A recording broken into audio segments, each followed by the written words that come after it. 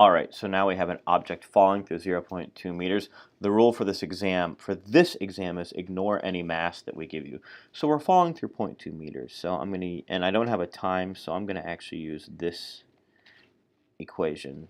But now I need to adapt it for falling. So I know that my speed squared, I start off with a speed of 0, and I have 2 times 10 times y minus falling through that. So I'm going to say v squared is 0 squared plus 2 times 10 times 0.2.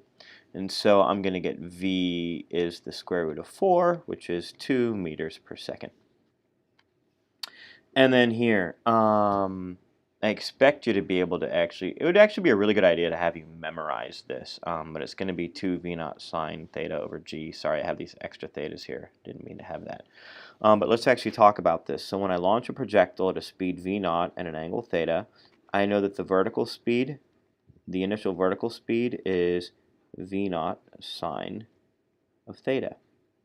So what that means is I have Vy equals a negative gt plus v naught sine of theta.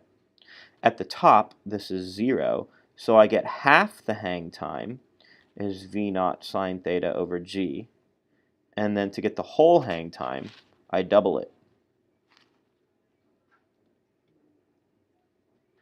And that's how I'm getting E. Now here, I would not put this on your exam, but this is one that actually comes out of Mr. Lewis's class. So we want to know when the acceleration is equal to 0. The acceleration, that's the second derivative. So let's take the first derivative. dx dt is going to be 3t squared minus, this is the second derivative. So let's get the first derivative. dx dt, which is the velocity, is 3t squared minus 12t plus 9. And then the second derivative is going to be 6t minus 12. We want to know when that's equal to 0, and that happens when t is 2 seconds. All right. I might put one of those on there as a bonus question. Now, let's take a look at problem number 7. I don't like this picture. Really think of it as launching from that edge there and hitting the ground. So first we're going to get the time to fall and then use that to get v horizontal. Okay, that's what we're going to do. So the time to fall. Well, I know that I fall from 10, so I'm going to have y equals 1/2 gt squared plus 0 plus 0. I fall 10 meters, so that's 1/2 times 10 times t squared. And so I end up getting t is the square root of 2 for time when I actually isolate. Okay, I'll let you do that algebra. Now here's the thing. In that time that I'm falling, I'm also traveling 3 meters horizontally, so I can use my distance as rate times time equation horizontally. So I have 3 meters is the rate that I'm solving for times square root of 2, which is the time. And so my rate is 3 over square root of 2, and that's how I'm getting C as my answer.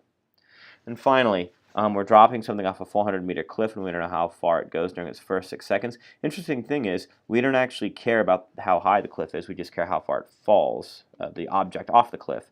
So x is 1/2 gt squared plus 0 plus 0. X is going to be 1/2 times 10 times 6 squared, which is 36. So I'm getting 180 meters when I simplify, because that's going to be 10 times 180.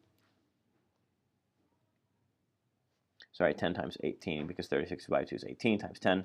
That's going to give me 180 meters. By the way, doing math like this in your head is a really good idea for the multiple choice, because you're not allowed calculators. So that's page 2.